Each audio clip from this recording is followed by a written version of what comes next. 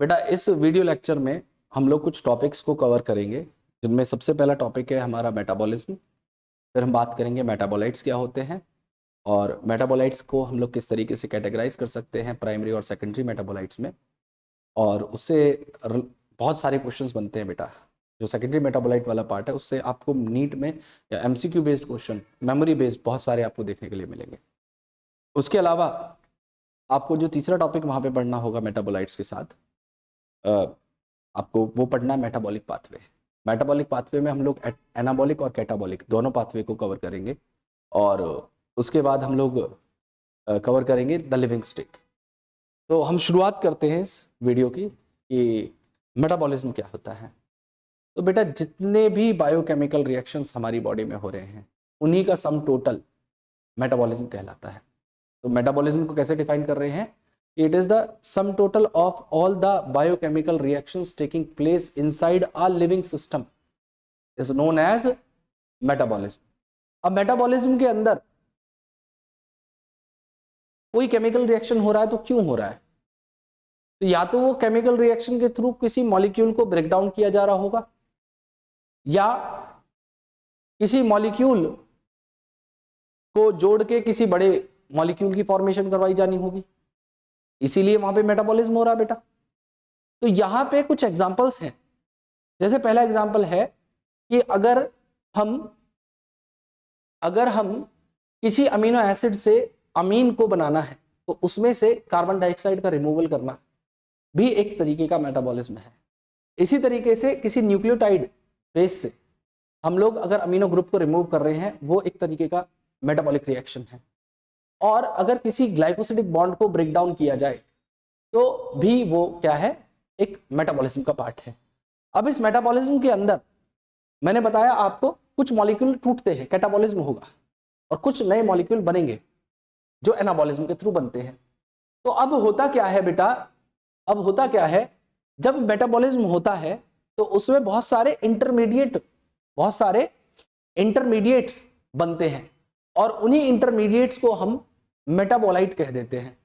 मैं क्या बोल रहा हूं कि जो इंटरमीडिएट प्रोडक्ट है किसी भी मेटाबॉलिक रिएक्शन के, वो सब मेटाबोलाइट है। जैसे यहां पे आपको स्लाइड के अंदर आपको बहुत सारे रिएक्शन दिख रहे होंगे। जैसे यहां पे ग्लूकोज को ट्रायोज शुगर में बनाया गया और वो ट्रायोज शुगर पायरुवेट में कन्वर्ट हुआ और पायरुवेट एसीटेट के अंदर चला गया। तो यहाँ पे ये जो बीच वाले प्रोडक्ट बन रहे हैं, ये सारे जो बीच वाले प्रोडक्ट बन रहे हैं, ये सारे के सारे हमारे क्या हैं, ये सारे के सारे हमारे मेटाबोलाइट्स हैं। और इन्हीं मेटाबोलाइट्स को कंपेयर किया गया है किससे, कि जिस तरीके से एक सिटी के अंदर ऑटोमोबाइल ट्रैफिक होता है, मतलब अलग अलग रोड, अलग अलग रूट्स होते हैं, बहुत सारी अलग अलग रूट्स होती हैं। इसी तरीके से किसी भी सेल के अंदर बहुत सारे इंटरलिंक्ड रिएक्शन एक साथ चल रहे होते हैं और उन्हीं को बोला गया है कि flow of metabolite in metabolic pathway has a definite rate and direction like automobile traffic. जैसे ऑटोमोबाइल ट्रैफिक का एक डायरेक्शन होती है, उसी तरीके से इन मेटाबॉलिक पाथवे की भी एक डायरेक्शन होती है। और ये जितना भी मेटाबोलाइट फ्लो करेंगे वो सब बेटा हमारी dynamic state of body constituent को, जो उसी को कहते हैं। क्या कह रहा हूं कि जो मेटाबॉलिक फ्लो हो रहा है उसी को हम क्या कहेंगे, dynamic state of body constituent.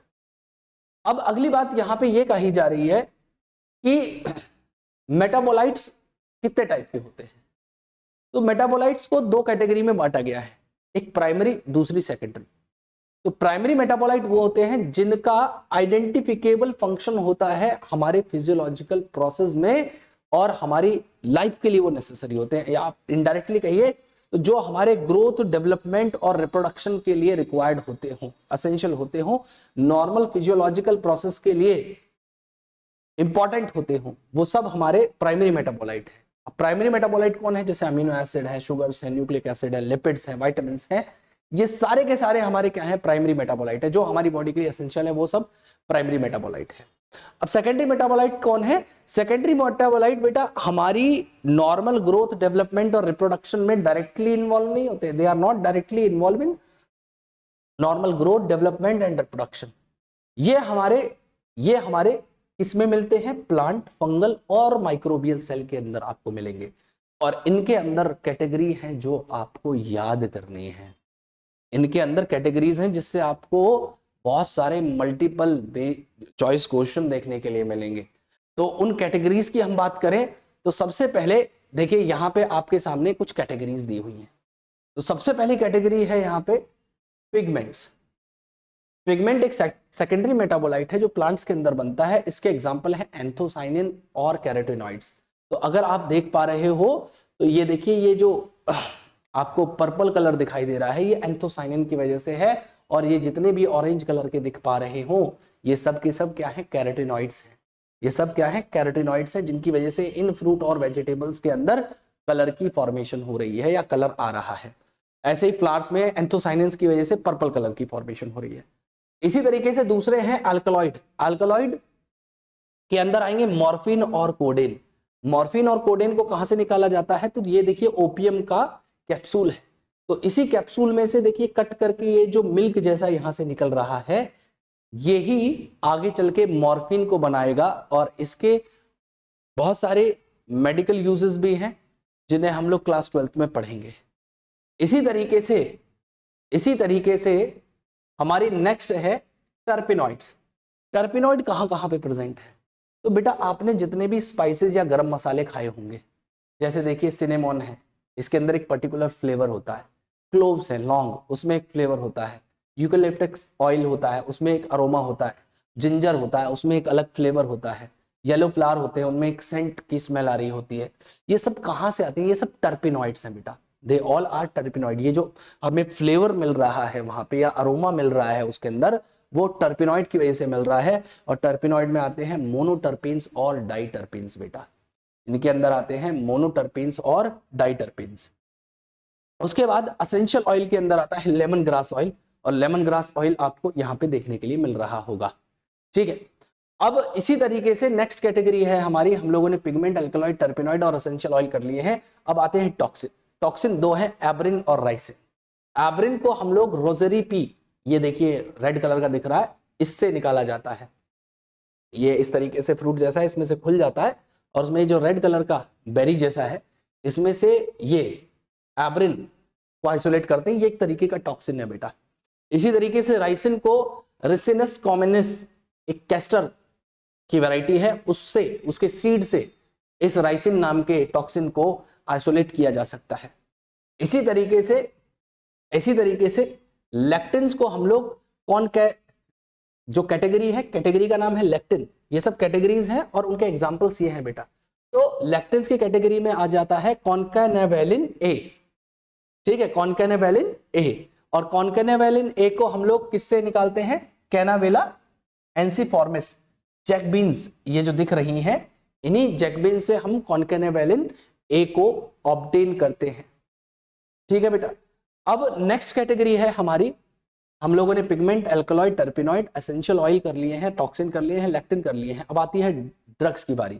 Drugs में है विनब्लास्टिन और कर्क्यूमिन। विनब्लास्टिन का इस्तेमाल होता है एंटी कैंसरस। ठीक है, कीमोथेरेपी में विनब्लास्टिन और विनक्रिस्टिन दो ड्रग लगाए जाते हैं। तो उनमें ये विनब्लास्टिन है, साथ में देखो इन्होंने विनक्रिस्टिन दिया हुआ है। और इसको कहां से ऑब्टेन किया जाता है, विनका रोजिया, ये प्लांट है, इससे विनब्लास्टिन को आइसोलेट किया जाता है। इसी तरीके से दूसरा इन्होंने ड्रग बताया हुआ है कर्क्यूमिन। कर्क्यूमिन हल्दी, टर्मरिक में मिलता है। ठीक है, कर्क्यूमिन के पास भी क्या होता है, एंटी कैंसरस प्रॉपर्टी होती है, और ये हम ऑब्टेन करते हैं किससे, टर्मरिक से बेटा। इसी तरीके से लास्ट है पॉलीमेरिक सब्सटेंस, जिनका इंडस्ट्रियल यूज होता है, जैसे रबर, गम और सेलुलोज। तो अगर आप देख पा रहे हो तो इस प्लांट से तो रबर को आइसोलेट करते हुए दिखा रहा है, और देखिए यहाँ पे सेकेंडरी मेटाबोलाइट के तौर पे इस प्लांट ने बहुत सारी गम का सिंथेसिस किया है। ठीक है, जिनको अलग अलग यूजेस में लिया जा सकता है। तो ये तो रही बात बेटा किसकी, मेटाबोलाइट्स की। अब हम बात कर लेते हैं मेटाबॉलिक पाथवे क्या होते हैं। तो मैंने बताया कि किसी मेटाबॉलिज्म के अंदर जो मल्टी स्टेप केमिकल रिएक्शन या linked multi step chemical reaction किसी मेटाबॉलिज्म में हो रहे हैं, वो सब मेटाबॉलिक पाथवे कहलाते हैं। तो अगर आप देख पा रहे हो तो इतने सारे रिएक्शन एक दूसरे के साथ इंटरलिंक्ड हैं। ये सारे इंटरलिंक्ड रिएक्शंस या लिंक्ड केमिकल रिएक्शन क्या कहलाएंगे, मेटाबॉलिक पाथवे कहलाते हैं। ठीक है, तो these are the series of linked multi step chemical reactions in a metabolism. अब इन मेटाबॉलिक पाथवे को हम दो कैटेगरी में डिवाइड कर देते हैं।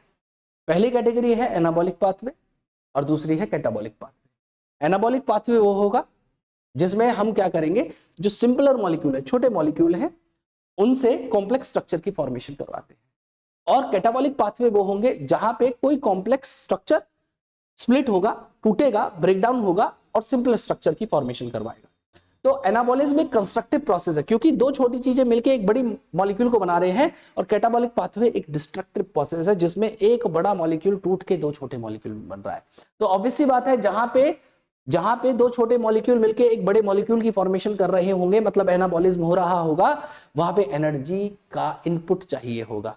और जहां पे दो छोटे मॉलिक्यूल एक बड़ा मॉलिक्यूल है और वो टूटेगा और दो छोटे मॉलिक्यूल को बनाएगा, तो वहां पे एनर्जी रिलीज होती है। ठीक है, तो वहां पे एनर्जी रिलीज होगी, एक्सोथर्मिक होगा, यहाँ पे एनर्जी रिक्वायर्ड होगी, एंडोथर्मिक होगा। इन्होंने एग्जांपल्स बताए हुए हैं। तो एनाबॉलिक पाथवे में जैसे एसिटिक एसिड से कोलेस्ट्रॉल बन रहा है, तो कोलेस्ट्रॉल एक बड़ा मॉलिक्यूल है, अमीनो एसिड मिलकर बड़ी प्रोटीन को बना रहे हैं, फोटोसिंथेसिस में कार्बन डाइऑक्साइड को फिक्स करके ग्लूकोज में कन्वर्ट कर दिया जा रहा है। तो बड़े मॉलिक्यूल की जहां पे फॉर्मेशन हो वो हमारा क्या है, एनाबॉलिक पाथवे है। और कैटाबॉलिक पाथवे में जैसे ग्लूकोज लैक्टिक एसिड को बना रहा है, ग्लूकोज एक बड़ा मॉलिक्यूल है, लैक्टिक एसिड एक छोटा मॉलिक्यूल है, ग्लाइकोलाइसिस होके, या रेस्पिरेशन हो रहा है, रेस्पिरेशन में किसी बड़े मॉलिक्यूल को स्प्लिट करके वहां से एनर्जी को डिराइव किया जा रहा है, तो वो कंप्लीटली कैटाबॉलिक पाथवे है। ठीक है, हालांकि हम लोग रेस्पिरेशन प्लांट जब चैप्टर पढ़ेंगे तो वहां पे रेस्पिरेशन को हम एम्फीबॉलिक बोलेंगे, कंप्लीटली कैटाबॉलिक नहीं बोल सकते, क्योंकि वहां पे अगर कोई मॉलिक्यूल टूट रहा है तो कुछ नया मॉलिक्यूल की फॉर्मेशन भी होती है। ठीक है बेटा, तो ये तो रही बात किसकी, एनाबॉलिक पाथवे की। अब बात ये कर लेते हैं मेटाबॉलिक पाथवे में कि जो एनर्जी रिलीज होती है कैटाबॉलिज्म की, वो सारी की सारी क्या है, केमिकल बॉन्ड की फॉर्म में स्टोर हो जाती है। और जब भी हमें एनर्जी की रिक्वायरमेंट होती है, ये जो बॉन्ड की फॉर्म में एनर्जी स्टोर हुई थी, ठीक है, वो ब्रेक डाउन होगी और वही एनर्जी हमारे बायोसिंथेटिक, ऑस्मोटिक और मैकेनिकल वर्क में यूज कर ली जाती है। ठीक है, दूसरी बात यहां पे कह रहे हैं कि हमारे मोस्ट ऑफ द ऑर्गेनिज्म के अंदर जो एनर्जी करेंसी है, जिसमें ये बॉन्ड एनर्जी स्टोर होती है, उसे हम एटीपी कह देते हैं, एडिनोसिन ट्राइफॉस्फेट। और एडिनोसिन ट्राइफॉस्फेट बेटा एक क्या है, न्यूक्लियोटाइड है। आपको बेसिकली एक एमसीक्यू देखने के लिए मिल सकता है कि एटीपी इज अ, तो उसमें ऑप्शन होगा न्यूक्लियोटाइड। तो आपको याद रखना, मेटाबोलाइट्स होते हैं, इनका भी एक पर्टिकुलर कंसंट्रेशन होता है हमारे ब्लड के अंदर। तो मेटाबोलाइट्स डिफरेंट कंसंट्रेशन में, ऐसा है कि भाई जैसे ग्लूकोज है, तो ग्लूकोज की कंसंट्रेशन कुछ और होगी हमारे ब्लड में, और हार्मोन्स की कंसंट्रेशन कुछ और होगी, और इसी वैल्यू के ऊपर आपको एग्जैक्टली मल्टीपल चॉइस क्वेश्चन मिल सकता है। तो यहाँ पे इन्होंने बताया हुआ है कि ग्लूकोज की किसी नॉर्मल पर्सन में जो कंसंट्रेशन हो सकती है वो 4.2 से 6.1 मिलीमोल पर लीटर हो सकती है। और उसी को अगर हार्मोन के कंसंट्रेशन से कंपेयर किया जाए तो हार्मोन बहुत कम अमाउंट में होते हैं, कुछ नैनोग्राम पर ml प्रेजेंट होते हैं। तो हार्मोन्स हमारे ब्लड में बहुत ट्रेस अमाउंट में प्रेजेंट है, नैनोग्राम से प्रेजेंट है, लेकिन ग्लूकोज 4.2 से 6.1 मिलीमोल पर लीटर प्रेजेंट होता है। अब लास्ट बात यह है कि अगर बात करी जाए लिविंग स्टेट की, तो सबसे पहली बात आपको यह समझनी है कि कोई भी सिस्टम इक्विलिब्रियम पे, फिजिक्स के अकॉर्डिंग, आपकी एनसीईआरटी भी ये कहती है, according to physics any system in equilibrium can not perform work. कोई सिस्टम जो इक्विलिब्रियम पे है वो वर्क परफॉर्म नहीं कर सकता। तो इसीलिए हम क्या करते हैं, हमारे जो लाइफ प्रोसेस हो रहे हैं वो कुछ कांस्टेंट एफर्ट है ताकि हम अवॉइड कर सके इस इक्विलिब्रियम स्टेट को। ठीक है, तो स्टेटमेंट हम लोग सबसे पहला पढ़ते हैं कि सिस्टम जो इक्विलिब्रियम पे they can not perform work, कोई सिस्टम इक्विलिब्रियम पे मतलब कांस्टेंट रह के वर्क परफॉर्म नहीं कर सकता। दूसरा, all living organism work continuously, they can not reach equilibrium. सारे ऑर्गेनिज्म क्या कर रहे हैं, लगातार वर्क कर रहे हैं ताकि वो इक्विलिब्रियम पे रीच ना कर जाए। दूसरी इन्होंने बात बताई है कि जो लिविंग स्टेट है, जो हमारी लिविंग स्टेट है वो नॉन इक्विलिब्रियम स्टेडी स्टेट है और तभी वो वर्क को परफॉर्म कर पा रही है। तो लिविंग स्टेट एक नॉन इक्विलिब्रियम स्टेडी स्टेट है, आपकी एनसीईआरटी में इसको डार्क करके बताया हुआ है, नॉन इक्विलिब्रियम स्टेडी स्टेट है ताकि वो वर्क को परफॉर्म कर पाए। और जो लाइफ प्रोसेस है वो क्या है, कांस्टेंट एफर्ट है जो प्रिवेंट करेंगे कि हम इक्विलिब्रियम में ना जा सके। और इस प्रोसेस में कि हम इक्विलिब्रियम में ना पहुंचे, एनर्जी की इनपुट की रिक्वायरमेंट होगी। तो this achieved by energy input obtained from metabolism. जो हम मेटाबॉलिज्म करके एनर्जी की फॉर्मेशन करवा रहे हैं या एटीपी की फॉर्मेशन करवा रहे हैं, वही एनर्जी हमारे अलग अलग केमिकल रिएक्शन या लाइफ प्रोसेस में इस्तेमाल हो रही है, और उन्हीं लाइफ प्रोसेस की वजह से हम इक्विलिब्रियम में नहीं पहुंच पा रहे। हमारे अंदर लगातार डायनेमिक स्टेट बनी हुई है। डायनेमिक स्टेट का मतलब है जो चेंज होती रहे, बदलती रहे, नॉन इक्विलिब्रियम कंडीशन पे रहे। और लास्ट पॉइंट बोला है इन्होंने कि जो एनर्जी मिल रही है वो हमें कहां से मिल रही है, मेटाबॉलिज्म से मिल रही है, और इसी एनर्जी का इनपुट हम क्या कर रहे हैं, लाइफ प्रोसेस में कर रहे हैं। लाइफ प्रोसेस क्यों करे जा रहे हैं, ताकि हम इक्विलिब्रियम स्टेट में ना पहुंच पाए। तो मेटाबॉलिज्म के बिना लिविंग स्टेट पॉसिबल नहीं है। अगर मेटाबॉलिज्म नहीं होगा तो एनर्जी का इनपुट नहीं होगा, एनर्जी का सिंथेसिस नहीं होगा, और एनर्जी अगर नहीं होगी तो लिविंग स्टेट को कैसे मेंटेन किया जा सकता है। ठीक है बेटा, तो ये तो रही बात इस टॉपिक की।